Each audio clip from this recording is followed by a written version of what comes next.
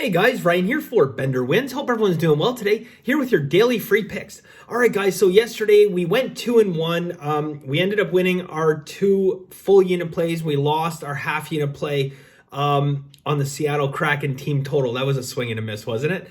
I had them under 3. I actually came out and said there's a much greater probability they're going to get 0, 1, or 2 goals than they will 3 or 4. And they got 7. Let that sink in for a second. They got 7. They started the game with 2 shorthanded goals. Buffalo just didn't look like they were ready to play hockey yesterday. Happens sometimes. Good news is we did win our other 2 games. Oregon minus 13, which I'll talk about in a second.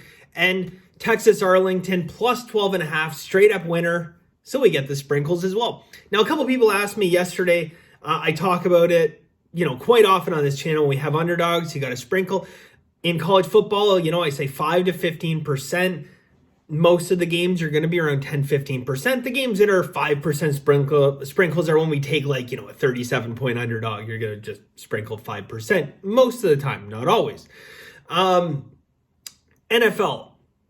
same thing. 5 to 10%.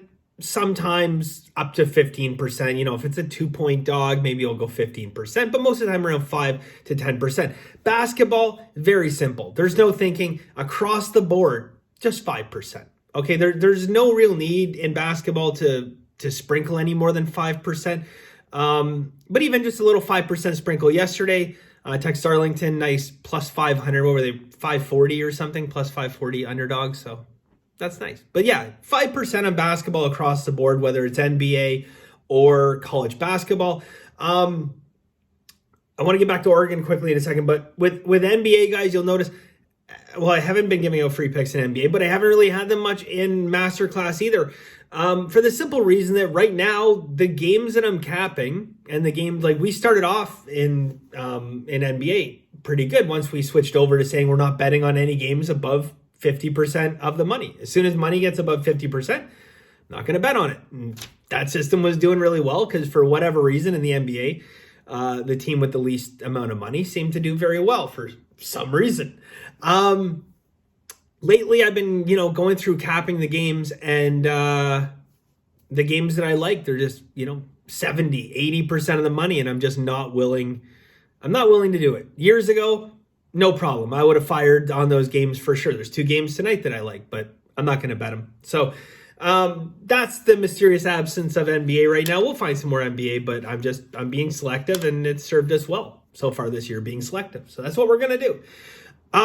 Oregon yesterday. Okay, so yesterday is a perfect example in a team like Oregon where buy low, sell high, right?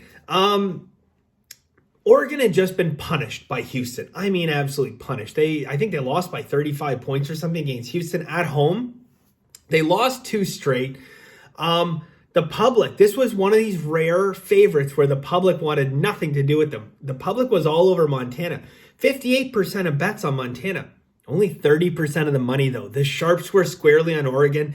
And again, this is very much, public perception and here, okay? I know this was one of the picks I posted online as well, and I get all these comments, people saying Oregon's garbage, Oregon sucks, Oregon's terrible, all this stuff, right? Oregon's going to lose by 20, even though they're 13-point dogs or 13-point favorites. I love that stuff. I love seeing that. And, at the end of the day, it reminded me of my days walking around the Vegas sports books, talking to everybody. And, everyone's saying, oh, yeah, Oregon's so overrated. Oregon's going to get crushed. And, it just made me feel all warm and fuzzy again. Oregon won by 40 points. So, yeah, nice when a plan comes together.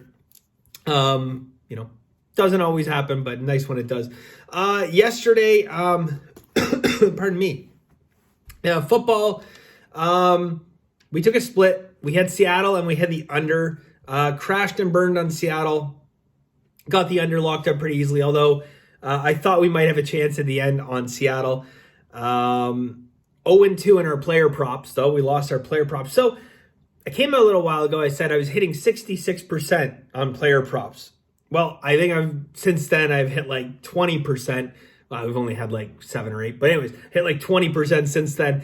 And now we're down to like 63%. So the lesson is, do not anger the sports gods by gloating about hitting 66% because they're leaving you out very quickly.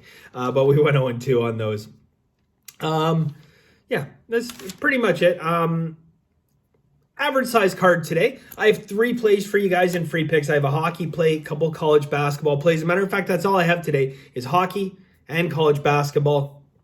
So I have a hockey play, 2 college basketball for you guys in masterclass. I have an additional hockey play. I have 9 college basketball plays, and I have a very unusual play. I have a 1.5 unit play. And I'm not going to get in a habit of releasing 1.5 unit plays. It doesn't fit in with, our game plan and what we're ultimately trying to accomplish. But today I struggled back and forth with this game so many times that I ultimately just decided, okay, you know what? Go in the middle. Okay. It can't be a 1 unit play.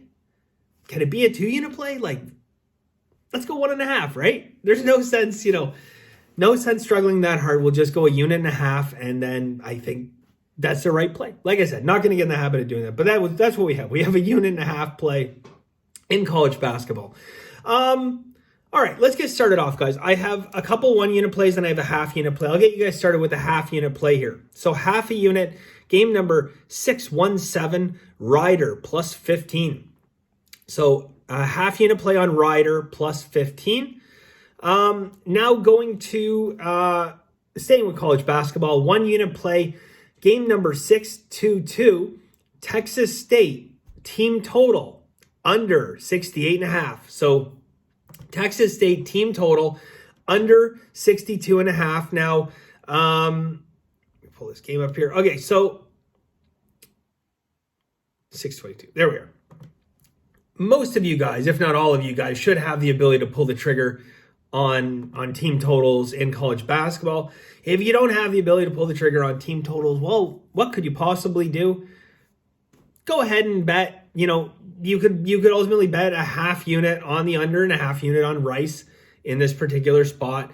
If you were doing that, I would maybe go just a little bit below a half unit on each. But I just like isolating here team total, Texas State team total under 68.5. That's the ideal way to play this one.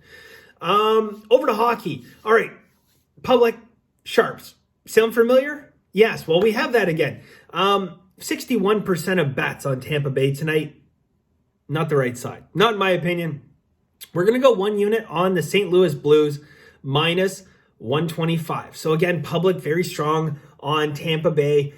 It seems like a trap line. I got a nice 62% system on St. Louis. That's an 8.2% ROI. There's 5 steam and reverse line moves all on St. Louis. More than likely, Elliott's going to be in net for Tampa Bay, backup goaltender. As the public factored that in? I don't think so. So that's what we're doing there. Minus 125 St. Louis.